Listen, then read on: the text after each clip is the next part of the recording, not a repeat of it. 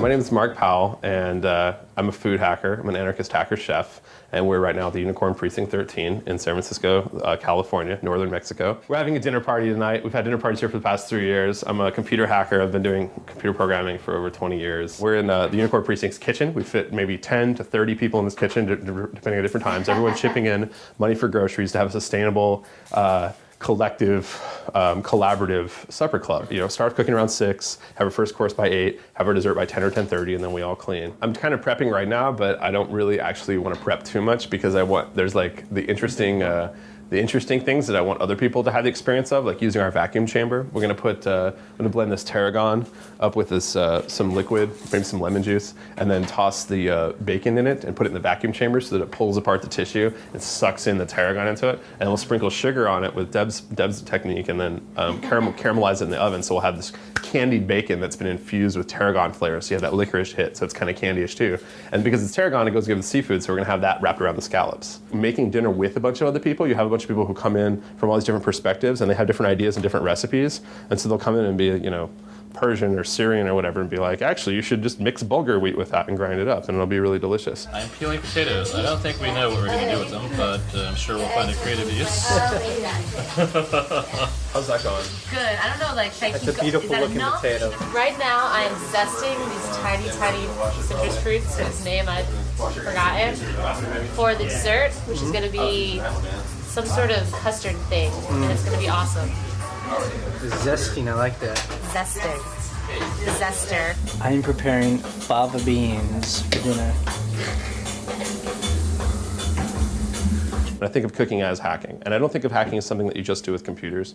I think of hacking as something where you're just geeking out, figuring out as much as you can about how a computer works, or your cell phone works, or how food works, and then trying to do things with it that no one's ever expected, which I guess is what chefs do all the time. But the thing about chefs is that they're working in restaurants all the time, so they're caring about that a lot more than having their own lab to hack around and stuff. So now we have people visiting us from out of the country who will come here and develop recipes for 3 or 4 weeks. I've sauteed onions and garlic and a little bit of fresh thyme, and then all the brown stuff that sticks to the bottom of the pan. It tastes awesome. I put a liquid in there to pull that up so that we can keep it rather than leave it on the pan.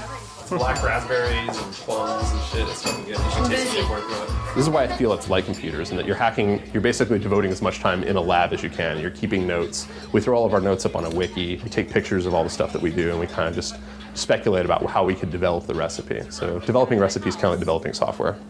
People usually pick, when they write in here what their favorite dish was, it's always a thing they made. It's always like, I have never made crab cakes before. I've never made raviolis before. They were amazing. And it kind of like lets them know that. And you don't get that experience when you go into a restaurant. I don't think about this meal until Thursday. It's Thursday right now. So I went shopping at 3 o'clock this afternoon, right? And just said, oh, what's good, what's good, what's good. This past week we made a bunch of stuff with mint and kumquat. It's a good pairing. We want to mess with pecans, honey, fenugreek, and lemon zest. It was like a nice kind of a candy thing. Half the time it's stuff that no one's ever thought of doing.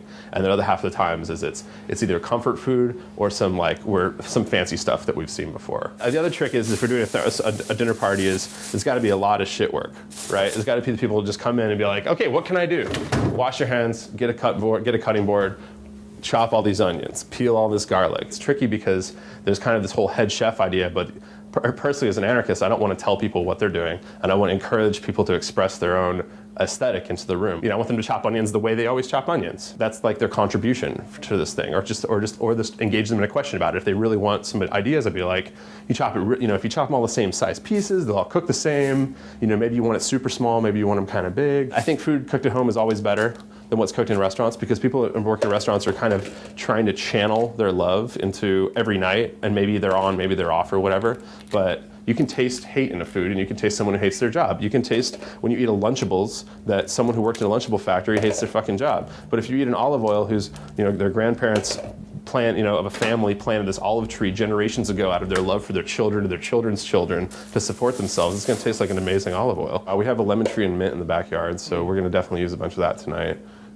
Sometimes we've had other things in the backyard, like eggplants and squashes and stuff like that, and different kinds of greens. Go to the farmer's market get organic fava beans for $1 a pound or whatever, and try and get as much organic stuff as I can. I don't know, it's worth it to not poison myself. It kind of sucks that if you don't have the money, you get diabetes or you die of pesticide shit in this world, and I'd like to change that. And I think having a supper club helps change that, because if everyone who's coming tonight wanted to have a 5 or 6 course meal in a fancy place with all good for them food, it's not going to cost them $15 a person, which is what it's going to cost tonight for our grocery bill. We're kind of putting all of our money together and kind of exchanging notes on survival. We're not necessarily trying to make a recipe that people are going to eat and enjoy, but personally, I'm trying to help create a structure that's going to help other people be creative and express themselves and bounce off of me and us bounce off of each other. And I'll go to my friends' houses and they'll be like, oh man, look what we've been doing since the last time you were here. We've totally been making a lot of, crepes or whatever out of savory mushrooms. So we have a shiitake mushroom crepe. Or whatever. I'm interested in seeing what everyone else is coming up with. I want to taste everyone else's food a lot more than I want to go eat at every restaurant in San Francisco.